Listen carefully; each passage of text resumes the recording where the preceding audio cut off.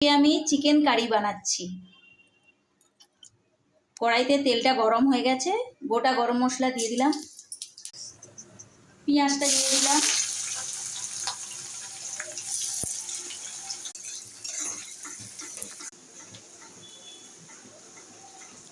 এবার টমেটো দিতে হবে,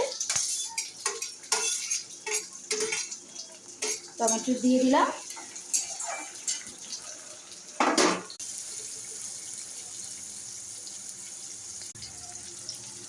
আদা, কাঁচা লঙ্কা, পেঁয়াজ, চালমগজ বাটা দিয়ে দিলাম, হলুদ 1 চামচ দিয়ে দিলাম, কাশ্মীরি লঙ্কার গুঁড়োটা দিয়ে দিলাম কালারের জন্য, পরিমাণ মতো নুন দিয়ে দিলাম,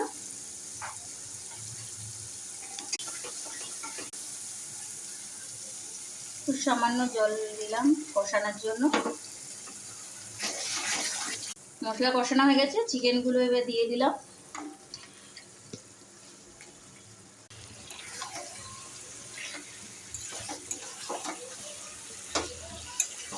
ভাববে রোজ এত এত চিকেন।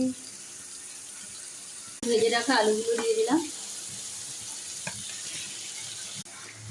ঢেকে রেখেছিলাম, এবার নাড়াতে হবে। আমি রসুন ছাড়া প্রত্যেকটা রান্না আমি রসুন ছাড়া করি, রসুন ছাড়া ভালো রান্না হয়, গরম মশলার ফ্লেভার থাকে, আপনারা করে দেখতে পারেন। রসুন যে দিতে হবে তার কোনো মানে নেই।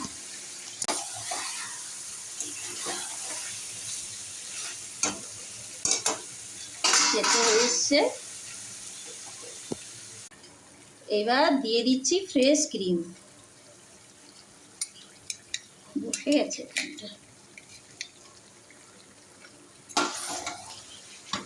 মতো ফ্রেশ ক্রিমটা দিয়ে দিতে হবে,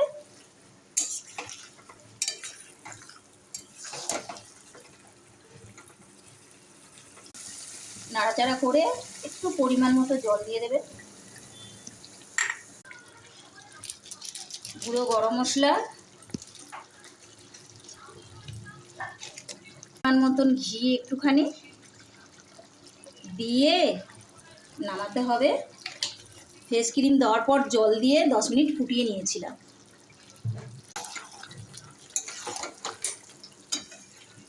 আমার চিকেন কারি কমপ্লিট।